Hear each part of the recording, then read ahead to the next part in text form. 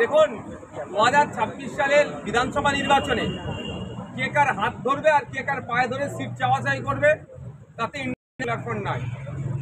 Indian secular ফ্রন্টের স্পষ্ট বার্তা 2026 বিধানসভা নির্বাচনে বিজেপি এবং তৃণমূলের বিরুদ্ধে আমাদেরকে ঐক্যবদ্ধ হয়ে লড়াই করতে হবে।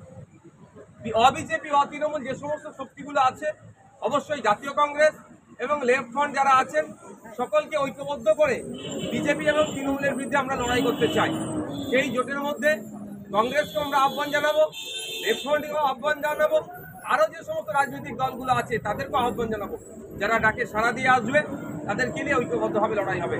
এবার দিল্লিতে দোস্তি, এখানে কুস্তি, এটা কেমনভাবে বাংলার কংগ্রেস বা বাংলার মানুষ নেবে সেটা এখন দেখার বিষয়। আমি তো অনেক আগে বলছিলাম, সেই সময় যে সমস্ত ডক্টরসরা ছিলেন তাদেরকে জিজ্ঞাসাবাদ করুক। আমি বলছি না তাদেরকে কাস্টডিতে নিতে, তাদেরকে জিজ্ঞাসাবাদ করা দরকার আছে।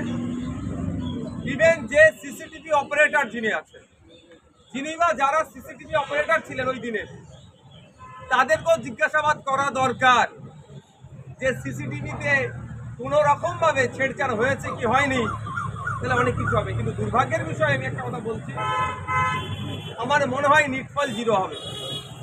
যেভাবে বিভিন্ন চাকরি চুরি মামলাতে একের পর এক জামিন পেয়ে যাচ্ছে, তার সুব্যবস্থা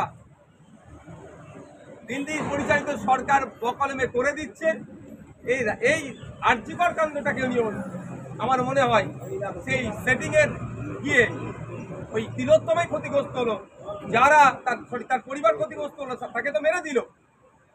যারা এর সাথে যুক্ত তাদেরকে কোনো রকমভাবে এই আপনার ডকুমেন্টসকে ডিস্ট্রয় করে দিয়ে, এভিডেন্সকে ডিস্ট্রয় করে দিয়ে তাদেরকে বাঁচানোর চেষ্টা চালাবে। তখন এটা প্রতিহিংসার রাজনীতি। আমরা বারবার বলে আসছি, এনএসকিউএফ যে টিচাররা আছেন তারা দীর্ঘদিন মাইনে পাচ্ছে না। তারা যখন কেউ প্রতিবাদ করছে মেদিনীপুর থেকে ট্রান্সফার করে কুচবিহারে পাঠিয়ে দিচ্ছে, কাকদ্বীপ থেকে ট্রান্সফার করে পুরুলিয়াতে পাঠাচ্ছে, বিভিন্ন জায়গায় বিভিন্নভাবে এই প্রতিহিংসামূলক ট্রান্সফারগুলো করাচ্ছে। এই সুবর্ণ গোস্বামী যে ডক্টর মশাই আছে, ওই রাজনীতির নোংরা রাজনীতির শিকার হতে হচ্ছে, শাসকের রোষের শিকার হতে হচ্ছে। তবে এই যারা প্রতিবাদী, যারা অন্যায়ের বিরুদ্ধে রুখে দাঁড়াচ্ছে, তাদেরকে ট্রান্সফার করিয়ে মিথ্যা মামলা দিয়ে জেল খাটিয়ে তাদেরকে আটকাতে পারবে না, তাদের প্রতিবাদী সত্তাকে কোনো রকমভাবে নষ্ট করতে পারবে না।